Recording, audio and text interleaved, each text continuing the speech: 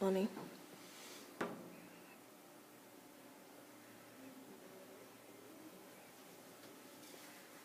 Alright, so today's topic is going to be needle decompression. I'm William Sykes, I'm at Community College. I'm going to do a 30-minute lecture for my Instructor Methodology class. And this is it. My topic that I chose was needle decompression.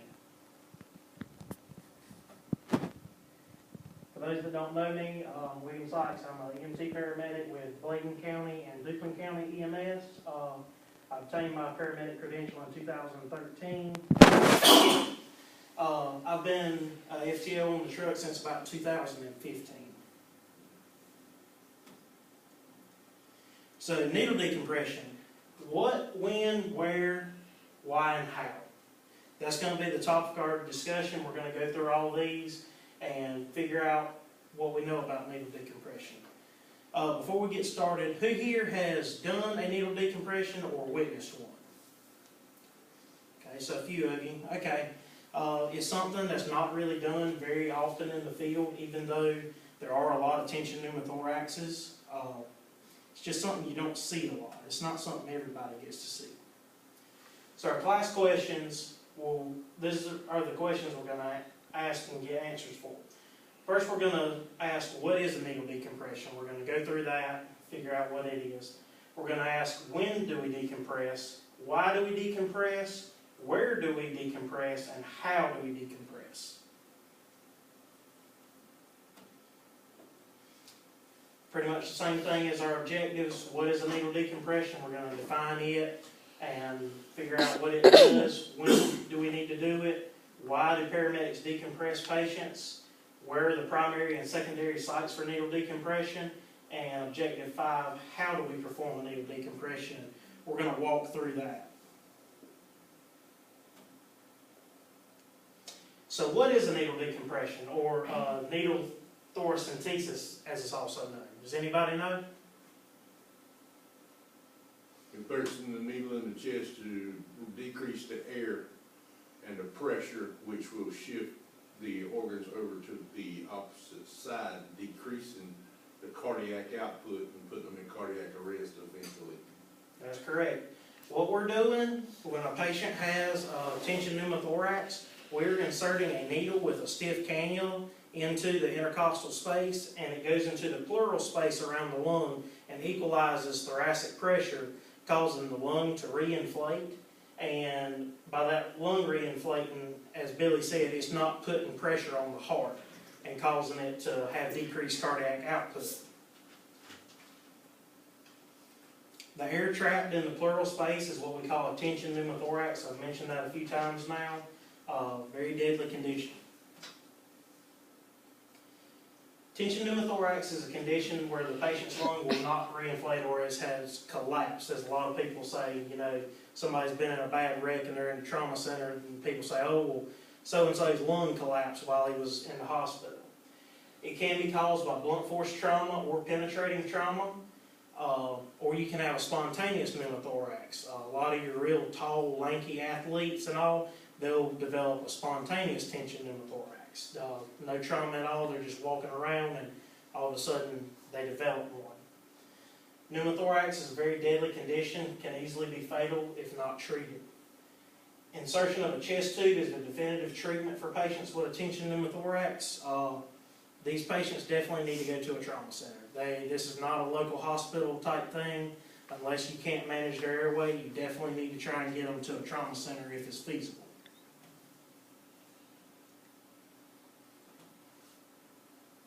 So when do we decompress? The body always tries to maintain homeostasis, correct? If homeostasis is disrupted, the patient starts going into shock. They start trying to compensate. Symptoms of a tension pneumothorax can include cyanosis. Their fingertips start getting blue. They start getting blue around the lips, start having increased work of breathing. They will have JVD, or jugular vein distension. When they're laying on the stretcher, you'll see their veins in their neck start distending. Hypotension. The hypotension is caused by the lung that is collapsed and the pressure from the air in the pleural space pressing onto the heart. So it's similar to a cardiac tamponade, and the heart can't expand and then contract again, thus causing the hypotension. Diminished or absent lung sounds. I know the patient that I decompressed a few years ago, he was on the stretcher and I was monitoring lung sounds. All of a sudden, the whole left side, I had nothing. Where I did have clear and equal breath sounds, he started getting cyanotic around his lips, definitely had the hypotension, also had a little bit of tachycardia going on. Ventilation perfusion mismatch and tracheal deviation away from the affected side. A lot of people wonder why it goes away from the affected side. It's because that's where you're still able to get oxygen from.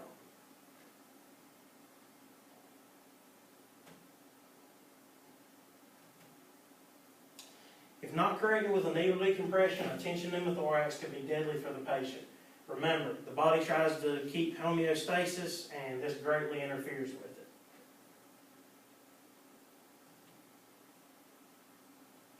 So why do we decompress? Like I said, what we're doing when we decompress, we introduce the needle with the cannula into the chest, and it goes into the pleural space. It releases air from around the lungs. If it is left in the space, the patient will develop a tension pneumothorax. Your SpO2 levels will drop after the lung is collapsed. Pressure in the thoracic cavity will in turn put pressure on the heart, causing the heart not to be able to refill.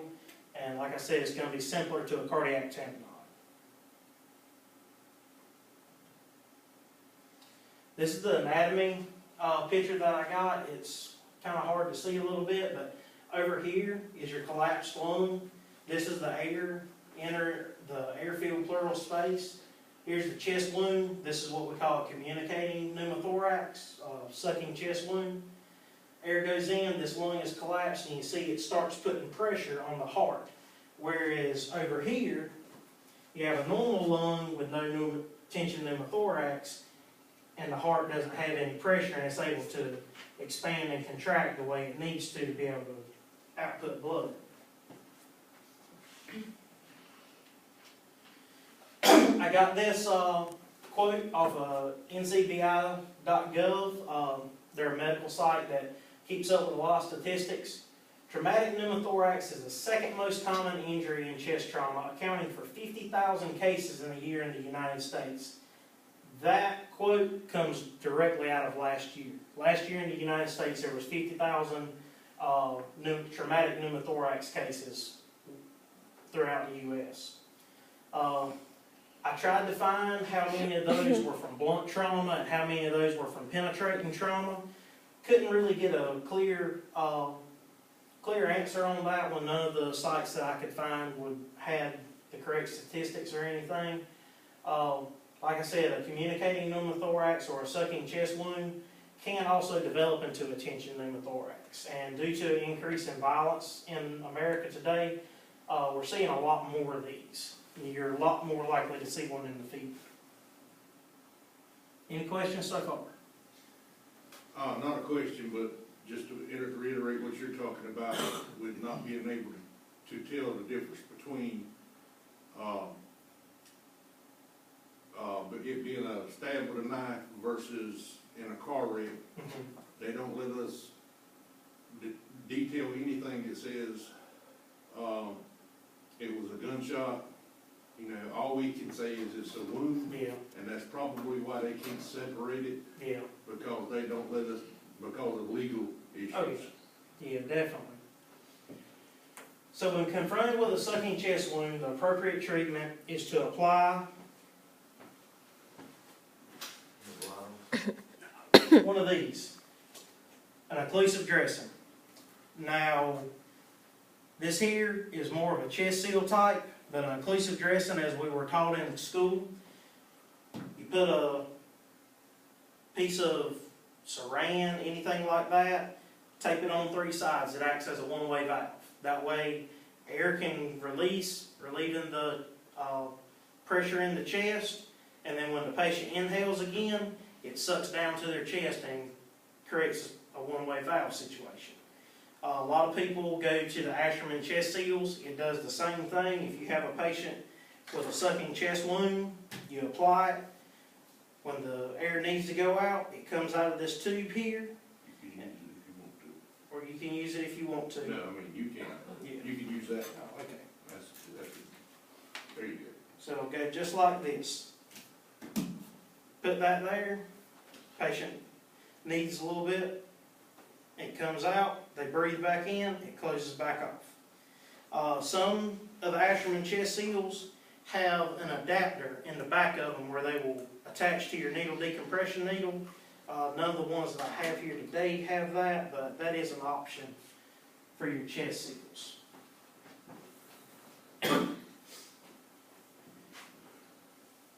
Also, if you don't use an Asherman chest seal or similar chest seal, if you just use an occlusive dressing, we were always taught to burp the dressing. That is when, if you realize that the patient's developing a tension pneumo, if you see tracheal deviation, start seeing a drop in blood pressure, SpO2, you can reach there and kind of lift up and see if that'll let the air come out. If not, if that doesn't work, then you need to decompress your patient and reassess for lung sounds. All chest wounds suck. I heard in a class I took one time. Now, no, not all chest wounds are sucking chest wounds, but kind of sucks if you get shot in the chest. So, hit in the chest, cut in the chest, anything. But, you know, this here is example of a sucking chest wound. You have frothy blood around the site. The patient that I had with a sucking chest wound, it sounded like somebody was passing gas as we moved him because of the air releasing through the wounds that he had.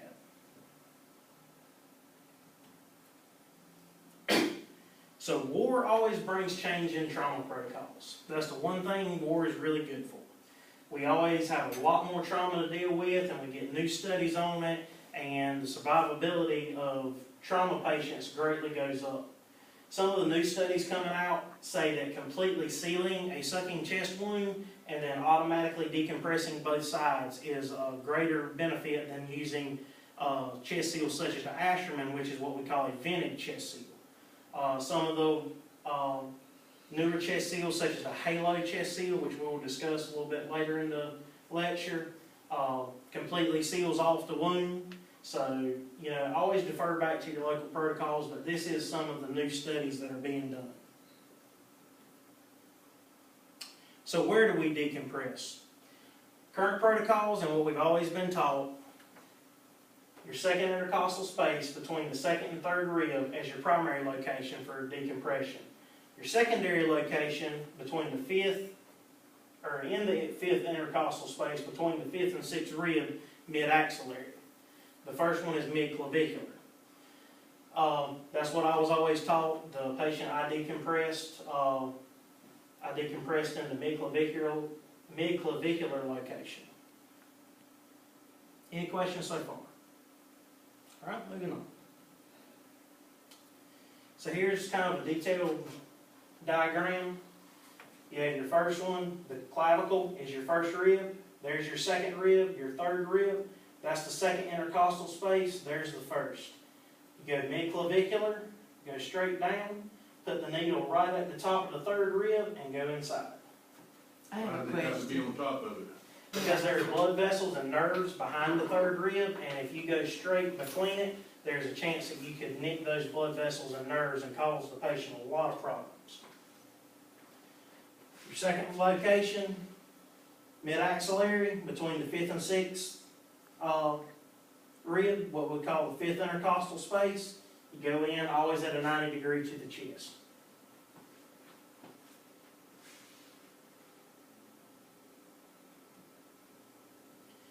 Okay, so some pearls on your primary location. You start out, like I said, on top of the third rib to ensure that the blood vessels and nerves under the third rib are missed by your needle and catheter. This location is very easy to visualize during transport. If you've got a patient that you've got from a wreck, you've got him laid on your stretcher, you've done C-spine and everything, he's supine on the stretcher, you'll be able to visualize this. That way, you know, on the side it might be a little bit harder to visualize in the back of the truck. Does not take away a location for a chest tube for a trauma team. This site can also be very intimidating. If you have to decompress on the left side, we all know what very important organ's on the left side. And for a brand new paramedic out of school that's been released a week, kind of intimidating when you're trying to put a needle into the left side and knowing that you're right there near the heart, even though you know the anatomy, you're kind of going to be a little bit intimidated by it.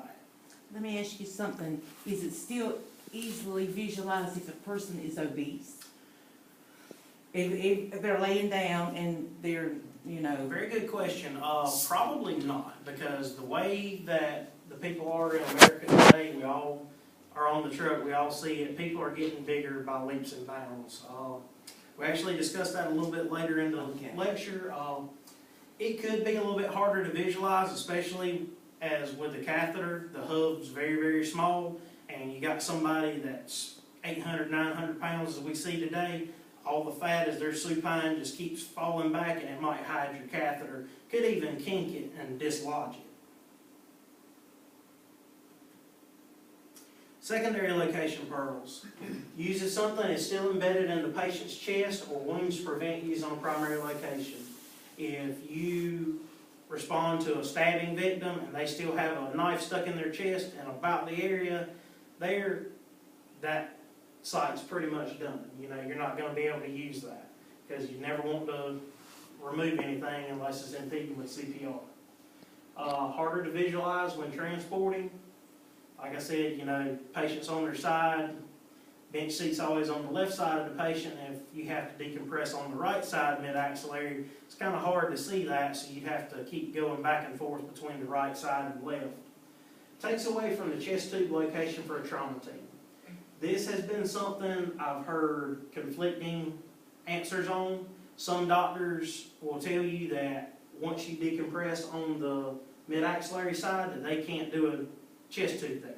Then I've had doctors tell me that they can. So really conflicting. That's something you might want to ask, local protocols and everything on, which one they prefer you to do. So new studies are questioning the location that we traditionally use our decompression locations. Due to an increase in obesity, like you said, people's chest walls are a lot thicker. There's a lot more fat on people today. Sometimes the mid-axillary location is a little bit more friendly because catheters, a normal catheter is about 3 1/4 centimeters long, or inches long, excuse me. You go through, some people, that might not be enough. I know in some countries, they're going up to a 10 centimeter catheter. So that's about that long. So, it just depends, but like I said, always defer to your state and local protocols. Ask your training officer what they prefer, So tools of the trade. Now we're going to discuss some of the tools that we can use for needle decompression. So our needle decompression catheter. These here are seen on pretty much most of the ambulances in America. It's a 14 gauge catheter, and this one is made by ARS, Air Release System. And this particular one is 3.25 inches, and it's a 14 gauge catheter. These are pretty common. I've worked in several counties, and this is pretty much the catheter that most people use. This is the one that I used in my decompression. Worked very good. I never found any fault with it. I've trained with these since paramedic class. They've always done real good for me. Three-way stopcock. Some people like to use these instead of using the finger of a glove as a one-way valve or an Ashland chest seal as a one-way valve.